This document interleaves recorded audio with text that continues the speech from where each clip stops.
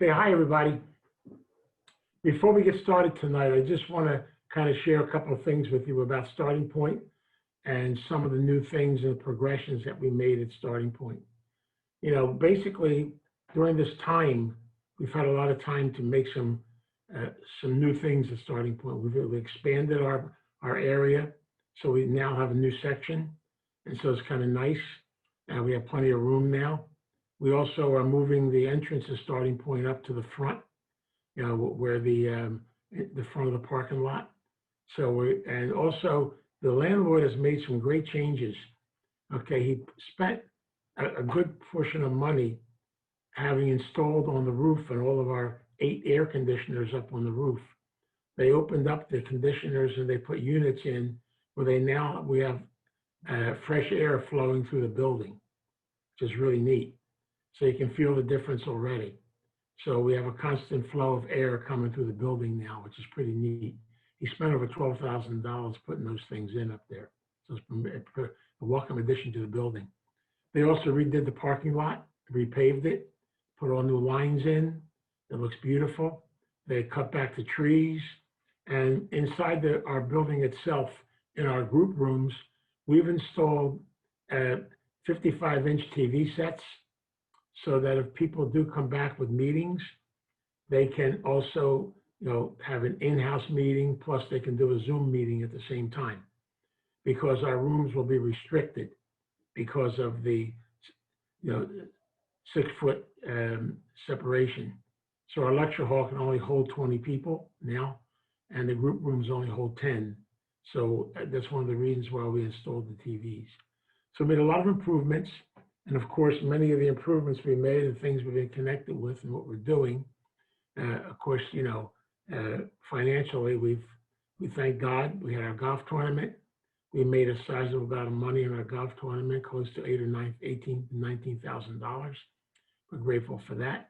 But we also have to realize the fact that we also need to keep things going at Starting Point. So if you can help us in any way when we pass the virtual basket, if you want to make a donation to us, I know we don't have an actual basket, but if you want to send a donation in, you can do it on our Venmo account. You can do it on our PayPal account, or you can do it through the website in Starting Point, or just send something in. So it's up to you. But if you can help us out, we'll be very happy. So I thought when I left the priesthood, I won't be doing these kind of commercials anymore, but I guess I'll be doing them until about 10 years after I'm dead. So thanks, everybody. I do want to mention also that I'm starting a new series tonight, and we're doing the 4-week series on relationships. So I picked a reading tonight that kind of connects us to the theme of tonight's topic. It's from the Each Day New Beginning, the Woman's Meditation book, and it's from July 28th. The beauty of loving someone is the feeling of wholeness that I experience, the need for that individual in my life. I'm part of you and you're part of me, feeling that connects two people and makes them necessary to each other. All that is asked of us by our Creator is that we love one another. Where love doesn't flow easily, perhaps we can just decide not to hurt someone. If we each avoided hurting all people just for one day, lives would be transformed. We each see the world with a fresh perspective. The more we love others, any others, the deeper our love will grow for all others. Loving lifts our hearts and lightens our burdens. Every day's tribulations can become triumphs, and we carry love in our heart. Love fills us up, and the more we share it, the fuller we become. We are connected, each of us to one another, all of us together. Our contributions to the whole are necessary. Its completion is made perfect by our presence. As I pass a friend today, I'll be grateful for their contribution to my wholeness too. I kind of really enjoy the Women's Meditation book, especially towards the end of July, because a lot of the readings are connected in the book about relationships, and I'll be sharing some more with you as we go along. But I want to kind of begin tonight because the series I'll be doing for the next 4 weeks is actually based on a book that I wrote called Relationships, the Gifts of Life. And I want to share a story about that book because I really believe that God works in funny ways and that recovery works in many funny ways.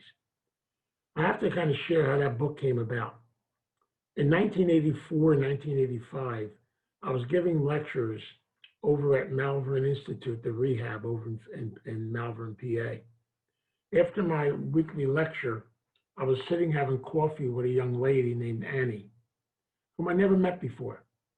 We just were having a conversation, and I said to Annie, for some reason, I know it's a God thing, I said, Annie, someday I'm going to, people bugging me to write a book. So someday I'm going to ask somebody to take my lectures, transcribe them on a computer, bring them into me, and I'll use it as a foundation manuscript for a book. Well, Annie looked me straight in the eye. She said to me, not a problem, Vince. I've been doing that for the past 2 years. I've been taking your lectures home, and I've been typing them. And so the following week, she brought in the manuscript for my first book and handed it to me. Now, if that's not a God thing, I don't know what is. And basically, a good friend of mine from the Philadelphia Inquirer, who's an editor, got together with me and helped me put the book together and form the book. So he was kind of my editor. So I look at all the things that occurred in the journey of my life, and I really think they are connected one way or another. So tonight, what I want to do is kind of begin this series. And I hate to do this to you, but I have to kind of depress you a little bit tonight. Hope you don't mind. The reason why I say that is because I want to begin the series. And in the book, what I did was I wrote 4 chapters in the book. The first chapter describes addictive relationships, unhealthy relationships. The second chapter describes how to have a healthy relationship with yourself as a person. The third chapter is how to be able to have healthy relationships with others. And the fourth chapter is on relationships and sexuality. And so tonight, what I want to do is really spend the time talking about what I refer to as unhealthy relationships. So after tonight, I promise you for the next 3 sessions, everything will be uplifted and positive. But I got to do this because I'm able to put the package together. We talk about any relationship, no matter what it is, whether it's with 2 people, male and female, female and female, male and male, or if it's with mother, father, and child, or if it's with family, no matter what it is, we have many types of relationships we're involved in our life. The bottom line with any relationship, no matter what it is, it should be a total relationship, which means it should be physical, emotional, and spiritual. Unfortunately, in the world we live in today, we get very much caught up in the external and in the physical. We don't really get into the emotional and the spiritual. But I've said this over and over again, if you base a relationship simply on the physical, it's going to die over a period of time. Because we have to have all 3 components for a good, healthy relationship. And so very many times in life, we have a tendency to migrate towards unhealthy relationships.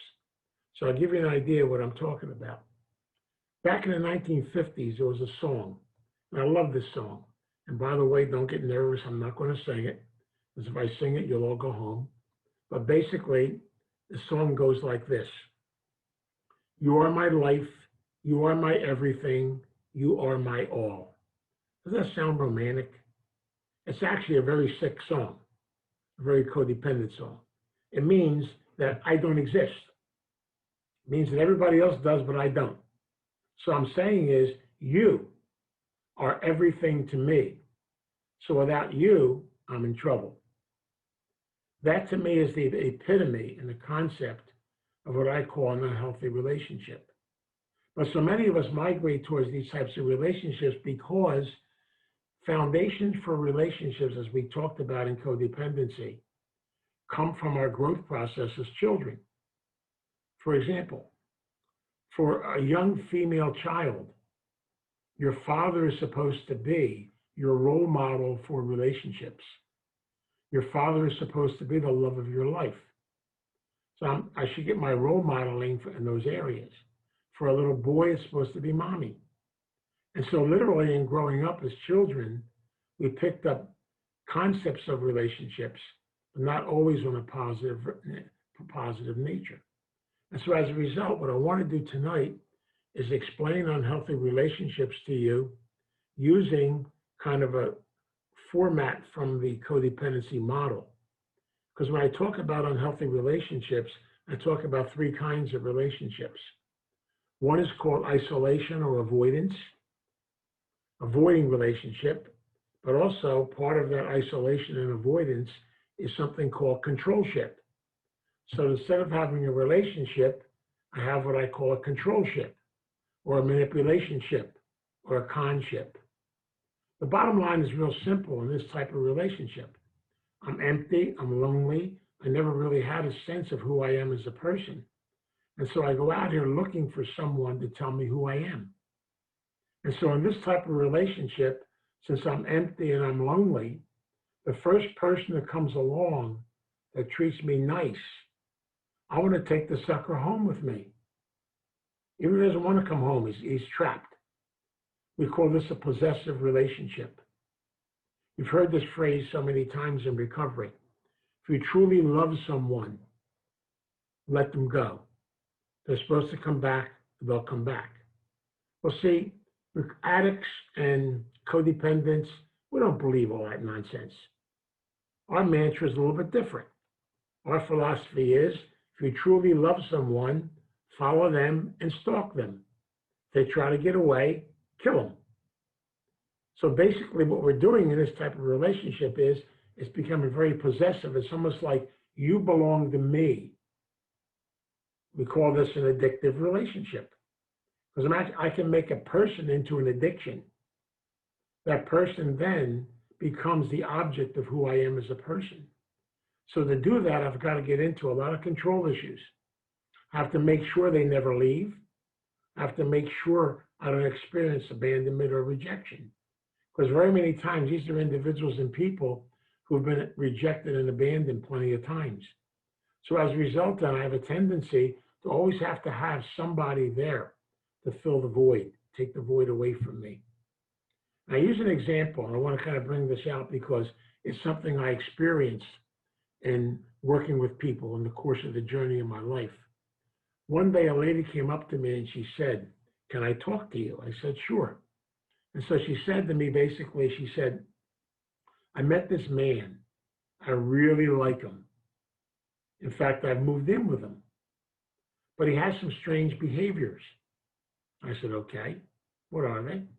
"Well, in our bedroom, he has on the wall a photograph of him and his first wife. But the thing that scares me is she looks a lot like me." So I tried to explain to her what was going on.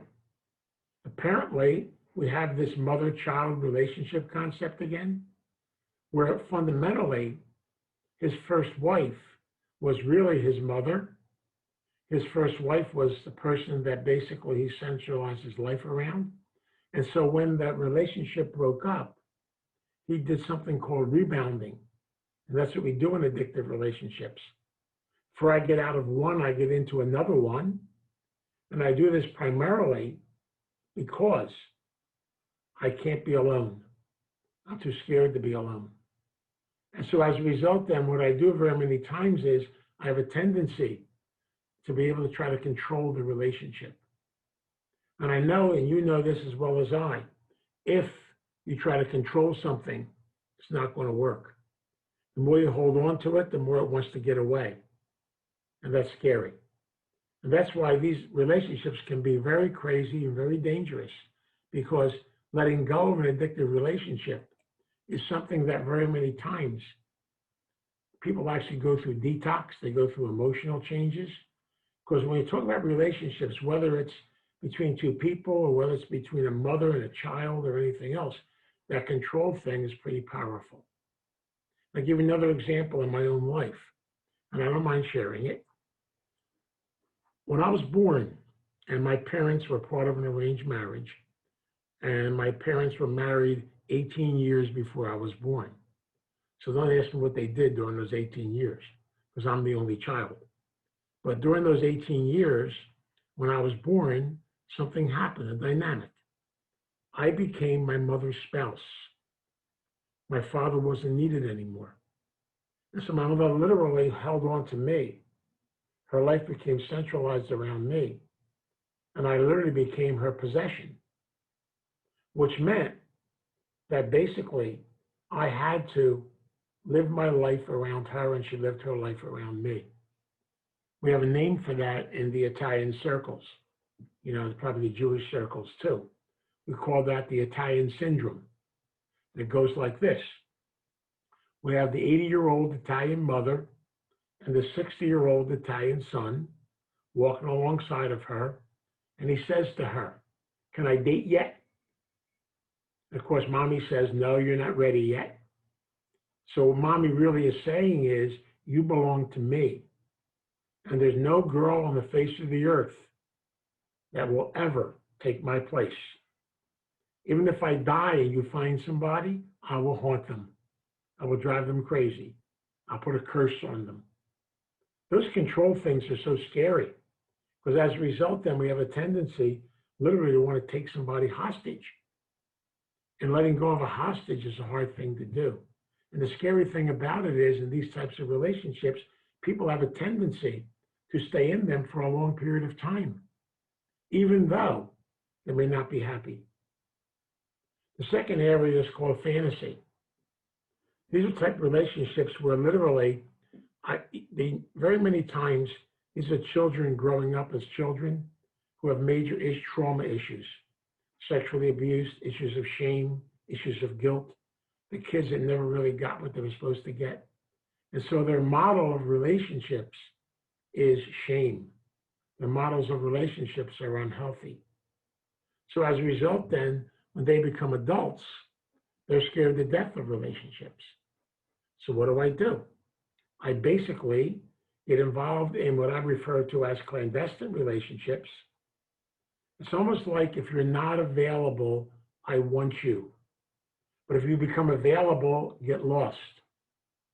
There's something about the rush, the insanity, and the craziness that goes into this type of relationship. Because it means basically, I like the fantasy of it, I like the craziness of it, but I can't handle anything that goes beyond that.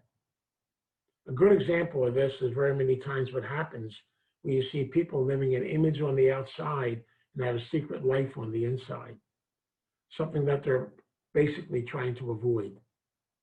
And I give an example in my own life, and I even sometimes hate giving this example, but I lived with a clergyman, with a priest friend of mine for 6 years, and he lived in the same rectory with me.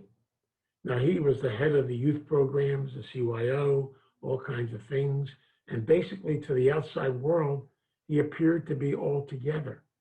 He appeared to be Mr. Jock, Mr. Wonderful, Mr. Fantastic, but he had a secret life. He was a pedophile. And so basically, when he was in that world of shame because he was abused himself, he was sexually abused himself. When he was in that world, the other world didn't exist. But the other world was the cover world to avoid having to look at what was really going on deep inside of him. Unfortunately, he's serving time in prison right now, and hopefully he's getting help. But the concept is, we don't realize sometimes what happens in our lives when we have a lot of shame, a lot of guilt, holding a lot of stuff inside of us.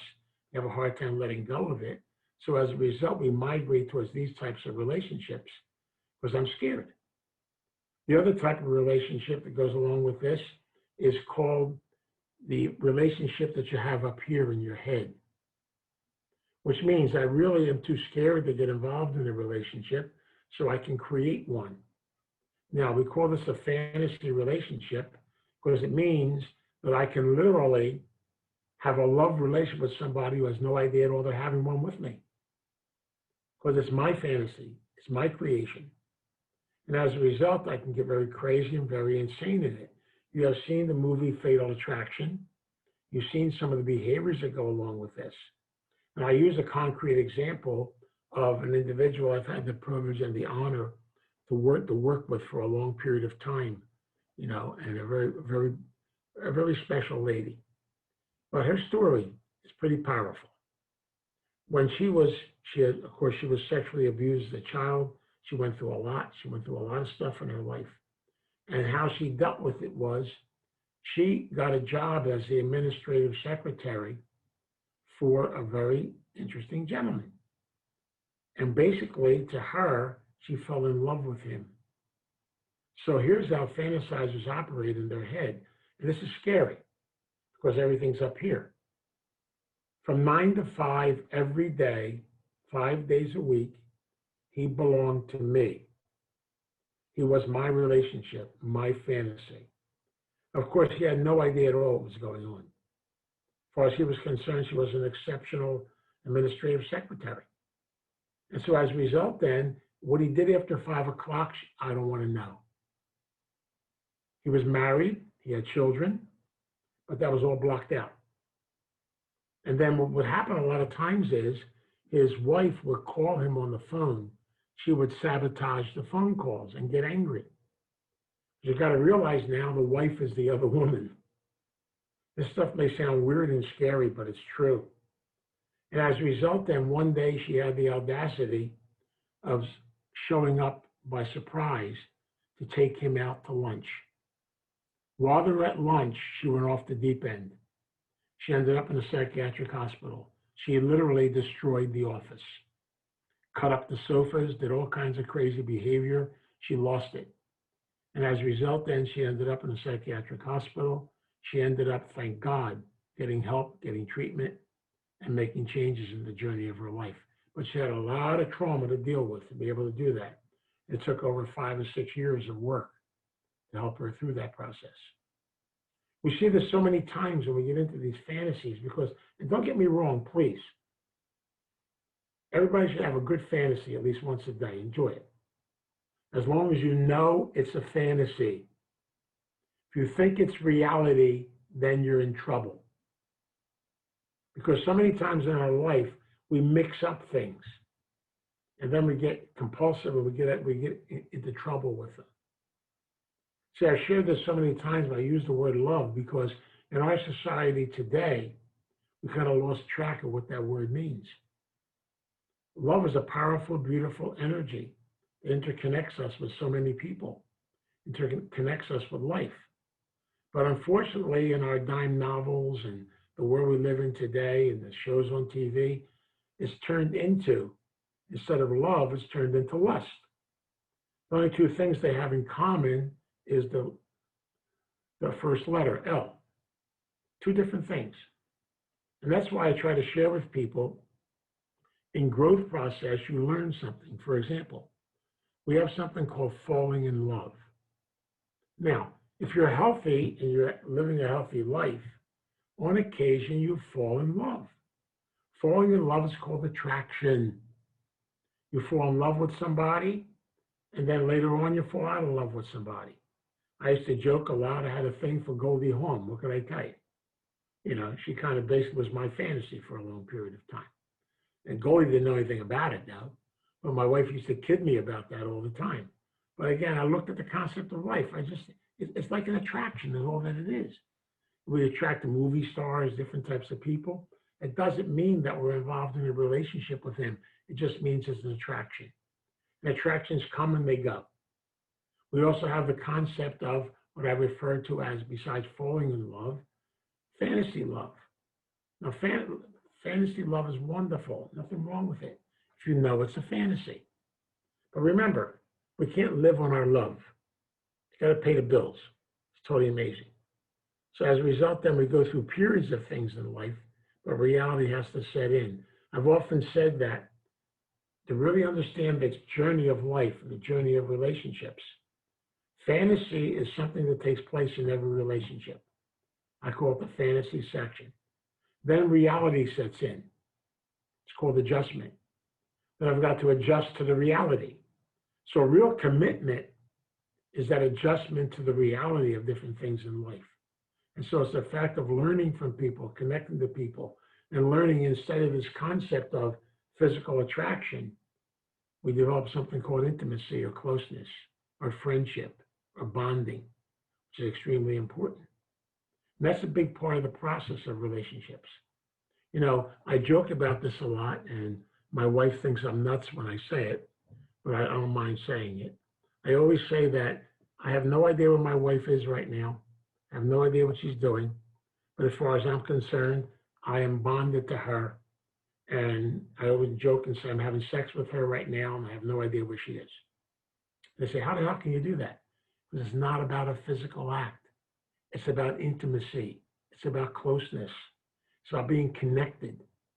Even though the person isn't there, the bonding is still there. And that's a special aspect of relationship when you come right down to it. And so we have to be able to move from the fantasy to the reality, and we have to adjust to different things in life. As you get older, you make more adjustments. Adjustments are part of life. That's exactly what it's supposed to be. But it's part of the process of learning that we go through. The next area is called caretaking. These are what I joke about this because I could talk about this from now until maybe midnight tonight if you want to stick around for a while, because this really is the concept of my own life and things I've gone through in my life. And what I find really interesting is caretakers are normally people, not even knowing it, at a very young age, they are given responsibility too soon. They forfeit their childhood. And they got to constantly be able to take care of people all the time. And so as a result, then, very many times, they have a tendency to be very angry. I never understood this anger until I got into therapy later on in my life. I had to deal with it. I never realized how angry I was, that my childhood was taken away from me. I never really had a childhood. My life was lived around everybody else. And so I realized today, basically, caretaking is very scary. Caretakers are individuals and people, because they have so much anger inside of them, they have major control issues. So caretakers are people who love to be involved in relationships with sickies. The sicker, the better. They have a mantra. Bring me your sick and your deprived, and I will take care of them. But these caretakers have rules. The rules are, don't you dare get better, because I'm going to bitch about you, gripe about you, and complain about you all day long. You see, I need to be able to have you because I am the parent, I am in control, and you are the child. I got to keep you down here. Here's that parent-child thing again. As a result, then, I get scared if you actually start to get well and get better. You're going to scare me because I need to be able to keep you under control. And now I tell two stories. One of my favorite stories is my aunt who lived over in Pennsauken, New Jersey. And she was in a wheelchair, and when she was alive, I used to go visit her. And I got a kick out of my aunt because every time I arrived, her next door neighbor, an older Italian lady, would see me coming. And she basically, the next thing you know, she was knocking on the door, coming in to have coffee or tea with us. And so literally, we sit down and she would tell me the same story every time. In fact, I had it memorized. She talked about her husband, the bum. I've been living with this bum for 45 years. He's a bum. He does nothing. I cook, I clean, I take care of everything, I do everything for him. And literally, all he does is sit all day and do nothing. So one day when I was meeting with her, I had the audacity to actually say to her, why do you stay with him? She just about took my head off. She said, because I love him. Let me tell you a secret. If that man ever did anything, she'd kill him. See, I do everything, you do nothing. It's that control thing again. And caretakers are famous for that. The other example is, and we see this in recovery a lot of times. I used to go to an Al-Anon meeting at the South Philly Clubhouse years ago. And we had this lady who would come to our meetings all the time. And all she did was bitch about her husband, the alcoholic. Her husband was terrible, what he did to the family, what he did to the kids, on and on and on and on. And then after a period of time of all this bitching, her husband had the audacity of getting sober. He went to a rehab, got his act together, and was doing really well. She would come to the meeting and bitch and gripe because he goes to too many damn AA meetings. See, she needed to find something to bitch about and gripe about and complain about because she was losing control. See, a lot of things I'm talking about tonight are about control. And so many times, because of our background, because of things we've gone through, we have a tendency to want to migrate towards relationships to fill the empty hole that's inside of us. I've said this over and over again, which is extremely important because you can take this into many areas of your life. You can take it with your children. You can take it into families. You know, it's sad sometimes to see situations where you'll have a son or a daughter who's in their 30s and their 40s. I get these phone calls all the time, you know, and they're sad. I'll get a mother that will call me up and say, Vince, can you help my son? I said, how old's your son? 52 years old. Okay, what about your son? Well, he's got a major drinking problem. He doesn't do anything. He doesn't go to work. He just sits home all day and lives off of me. Would you do me a favor? Would you give him a call? But don't tell him I told you to call. I always love that one. So I'm going to pick up the phone and say, hi, my name is Vince. I'm doing a survey. Are there any alcoholics in this house? It's a craziness, it's insane. But I do understand where she's coming from.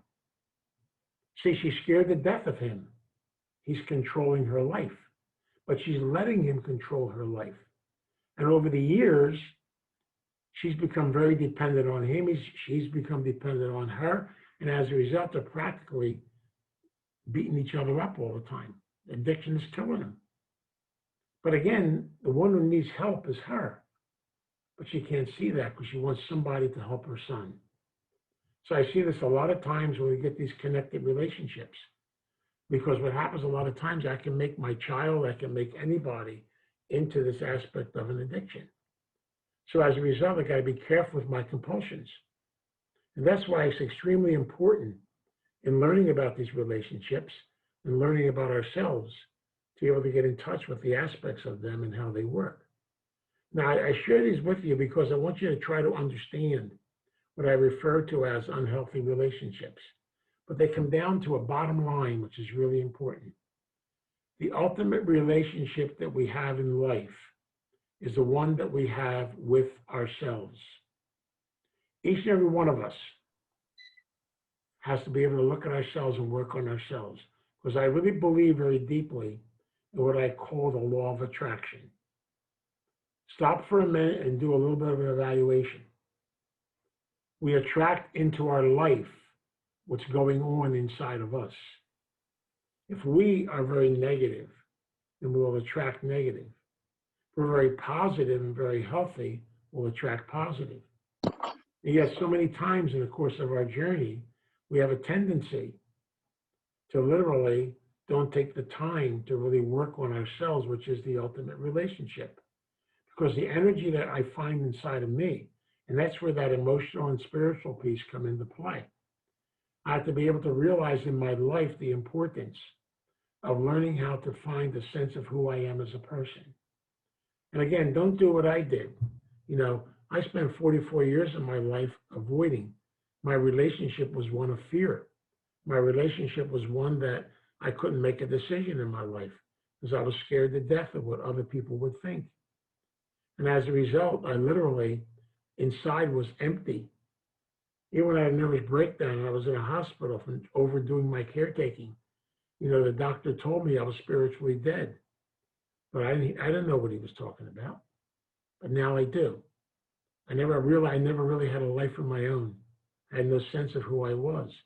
And that's stuff I had to work through over the course of the journey, because I really was that Italian child still connected to my mother. I had to be able to break that bond and move forward. Was it easy? No. Change is the hardest thing in the world. And so what I want to do in this series, I want to be able to spend a whole entire session just on how do I develop a healthy relationship with myself as a person? How do I move from unhealthy to healthy? How do I develop these things in the course of my own self as an individual? Then I want to talk about how do I develop healthy relationships with others?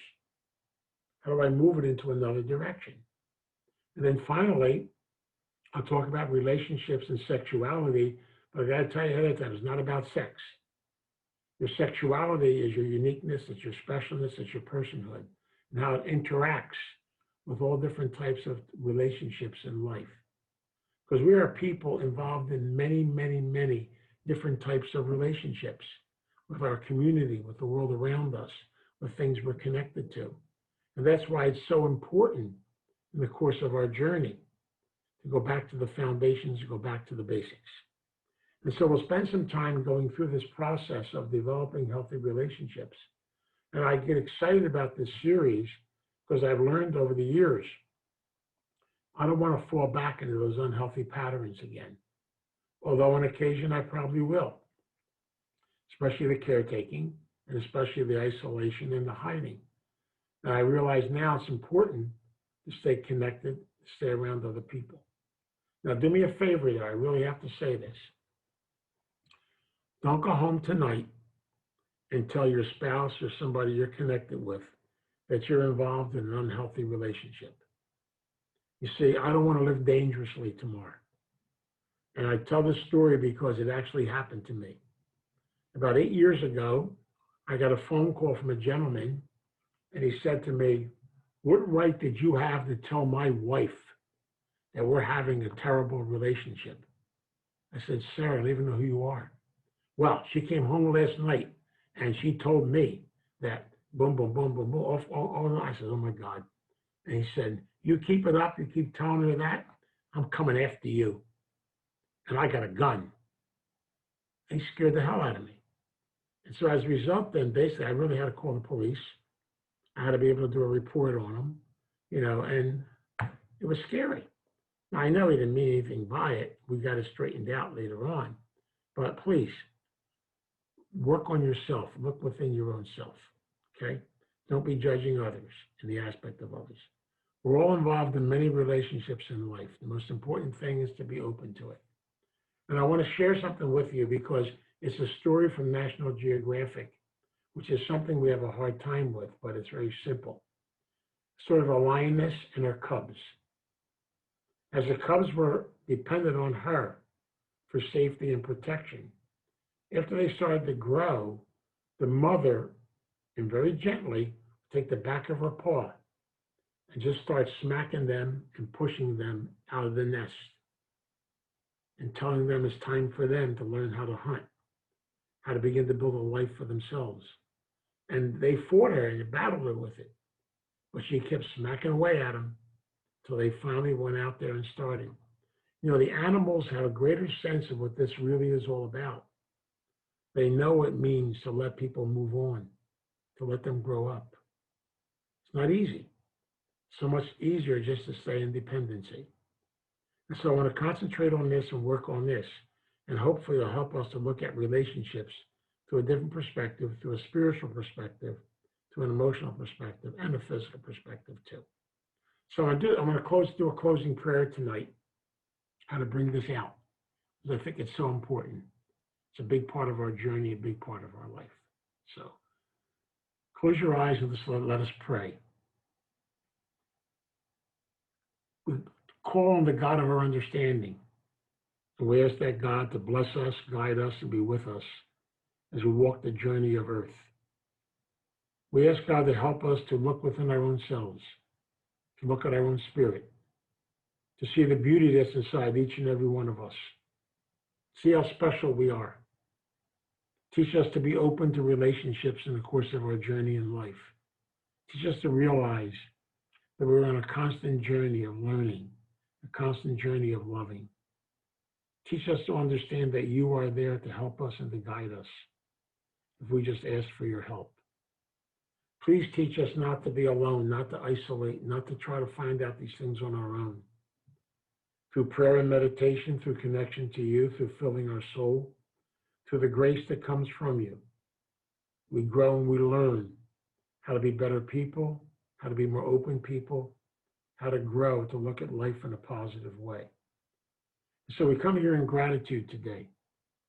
As we look at developing good, healthy relationships in the course of our journey in life, the good, healthy sense of our own self, we ask for your help, for your guidance, and for your direction. Please walk with us and help us on this journey, because to me, it's the most beautiful journey of life. I thank you, God, for all those who have gone before us, for those from the past, for all those teachers that were part of our journey and part of our life. And I pray that I'd be open to the journeys and teachers of today who are part of my journey in life. So thank you, God, for your help, for your protection, and walk with us as we walk the journey of good, healthy, positive relationships. We pray and we ask this in your name. Amen. Now I'm going to ask if you would just unmute yourselves. We're going to close by saying the we version of the Serenity Prayer. God, grant me the serenity to accept the things I cannot change, the courage to change the things I can, and the wisdom to know the difference. God's will, not mine, be done.